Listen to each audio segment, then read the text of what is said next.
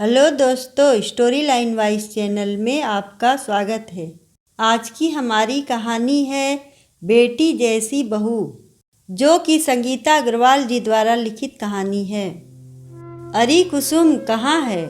कुसुम जी की पड़ोसन शांति जी ने घर में घुसते हुए आवाज़ लगाई। अरे दीदी आई। रसोई से बाहर आते हुए कुसुम जी बोली, बहू आ गई घर में, पर तुझे अभी भी रसोई से छुटकारा नहीं मिला। बहू को सिर पर चढ़ा रही है अभी से। शांति जी हाथ मटकाकर बोली, अरे दीदी रोज़ तो जल्दी उठ के ऑफिस जाती ही है, आज छुट्टी है तो थोड़ा ज़्यादा सो लेगी। वैसे भी बस 4 लोग का खाना ही तो बनाना होता है, बाकी काम तो नीलू कर देती है, कुसुम जी ने कहा। पछताएगी कुसुम, ऐसे तो सारी जिंदगी तू ही चूल्हे चौके में लगी रहेगी। मुझे देख 3 बहुएं हैं, पर मजाल है कोई भी मेरे विरुद्ध जाए। खैर मैं तो एक कटोरी शक्कर लेने आई थी, शांति जी बोली और शक्कर लेकर चली गई। कुसुम जी शांति जी की बात सुन सोच में डूब गई। इतने में कुसुम का बेटा अरुण आया। माँ 2 कप चाय बना दो। बेटा शिखा नहीं आई उठ के? बेटे के आवाज़ देने पर सोच से बाहर आई कुसुम जी ने पूछा। माँ वो बाथरूम गई है, चाय बनाकर आप तैयार हो जाओ, बाहर घूमने चलेंगे। पापा को भी बोल दो, नाश्ता खाना बाहर ही खाएंगे, अरुण बोला। पर बेटा मैंने तो आज सबके लिए पोहा और सैंडविच बनाए थे, कुसुम जी बोली। माँ छुट्टी वाले दिन क्या ज़रूरत थी सुबह सुबह लगने की? खैर वो रात को खा लेंगे, अभी जल्दी से तैयार हो जाओ, अरुण माँ से प्यार से बोला। कुसुम कुछ बोलती उससे पहले ही अरुण चाय ले चला गया।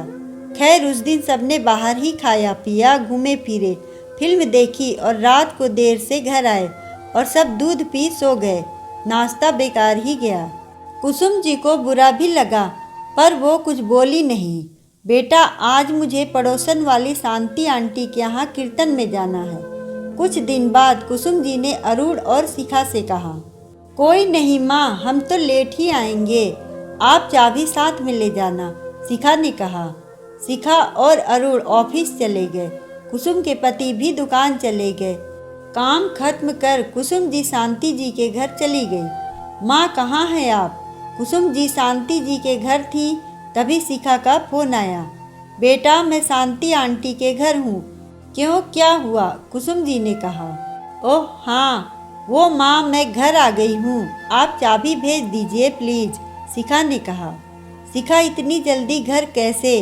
कुसुम जी ने सोचा और खुद ही कीर्तन छोड़ घर आ गई। आकर देखा शिखा की तबीयत ठीक नहीं लग रही थी। दरवाज़ा खोल अंदर आई तो देखा शिखा को तेज बुखार था। अरे बेटा तुम कमरे में आराम करो, मैं दवाई लेकर आती हूँ, उन्होंने शिखा से कहा। दवाई देकर उसके माथे पर ठंडे पानी की पट्टियाँ भी रखी, क्योंकि बुखार तेज था। थोड़ी देर में शांति जी प्रसाद लेकर आई कीर्तन का और बोली, तेरी बहू से 2 घर छोड़ चाबी लेने न आया गया, उसके इशारे पर नाचती फिरेगी ऐसे तो जिंदगी भर। दीदी उसे बुखार है, कुसुम जी बोली। सब बहाने हैं, तू बड़ी भोली है, लगाम खींच कर रख। फिर से बोलती हूँ, अरुण ने अपनी मर्जी से अपनी पसंद की लड़की से शादी की है, ऐसा ना हो तेरा बेटा छीन ले वो। मत भूल तू सास है, वो नहीं, शांति जी ने कहा। शांति जी चली गई, पर कुसुम जी के मन में अशांति पैदा कर गई। वो सोच में पड़ गई, मैं क्यों करूं अकेले सब काम? सही तो कहा दीदी ने, मैं सास हूँ। बुखार उतर जाए तो बोल दूंगी, सुबह उठकर मेरे साथ नाश्ता बनवाया करे, बाकी काम में भी मदद करे। नौकरी कौन सा मेरे लिए करती है, बहुत दे दिए मैंने लाड, अब घर संभाले। वो कहीं की महारानी नहीं जो काम नहीं करेगी। खैर अभी तो खाना बनाऊं, देर हो रही है, ये सोच वो खाना बनाने लगी। इतने में अरुण भी आ गया और थोड़ी देर माँ के पास खड़ा रह अपने कमरे में चला गया। थोड़ी देर बाद कुसुम जी खिचड़ी बनाकर शिखा को देने पहुँची तो दरवाजे के बाहर शिखा की आवाज़ सुनाई दी। अरुण माँ बहुत अच्छी है, इतना प्यार तो मेरी मम्मा ने भी नहीं दिया जितना माँ देती है। मैं कितनी खुशकिस्मत हूँ जो मुझे माँ मिली। मैंने सोच लिया है कल से माँ की जितनी हो सके मदद करूँगी। बेचारी अकेले सब करती है पर एक बार शिकायत नहीं करती। गलती मेरी है, उन्होंने मुझे अभी काम करने को मना किया और मैं भी मान गई, जबकि मुझे तो खुद से उनकी मदद करनी चाहिए। सच में मैं बहुत खुशकिस्मत हूँ जो मुझे ऐसी सास मिली है, शिखा अरूण से कह रही थी। क्या बात है, बुखार ने सास की अहमियत समझा दी। अरूण हंसते हुए बोला। क्या है अरूण, आपको मजाक सूझ रहा है? और मैंने कब नहीं माँ की अहमियत समझी, बताइए ज़रा। मैं तो अपनी मम्मा से तक यही कहती हूँ, मुझे आपसे भी अच्छी माँ मिल गई है, शिखा बोली। अच्छा अच्छा, अभी तुम आराम करो, बुखार सही हो जाए तब जो मर्जी करना। तुम सास बहू के बीच वैसे भी मुझे नहीं पड़ना, अरूण बोला।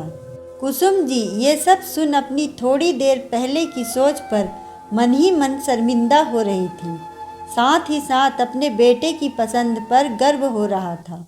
लो बेटा, शिखा खिचड़ी खा लो, फिर दवाई ले आराम करो बेटा, कुसुम जी ने अंदर आकर कहा और अपने हाथों से खिचड़ी खिलाने लगी।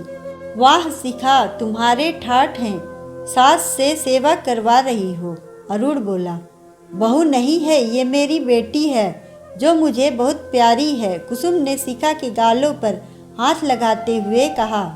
माँ, शिखा एकदम कुसुम के गले लग गई। और मैं, अरूण रोनी सूरत बनाकर बोला। आ तू भी आजा, कुसुम ने दोनों को गले लगा लिया और मन ही मन निश्चय किया कि अब किसी बाहर वाले की बात सुन अपनी बेटी जैसी बहू के बारे में गलत नहीं सोचेगी। कैसी लगी दोस्तों आपको ये सास बहू की कहानी? जानती हूँ कुछ लोगों को लगेगा ये सिर्फ कहानी है, पर नहीं, ये हकीकत है। कुछ सास बहू की जोड़ी ऐसी ही होती है, और जिनकी नहीं है, क्यों न आने वाली पीढ़ी के लिए हम ऐसी सास बन जाएं। अगर आपको कहानी अच्छी लगे तो वीडियो को लाइक करें, चैनल को सब्सक्राइब करें और कमेंट में बताएं कि आपको कहानी कैसी लगी। धन्यवाद।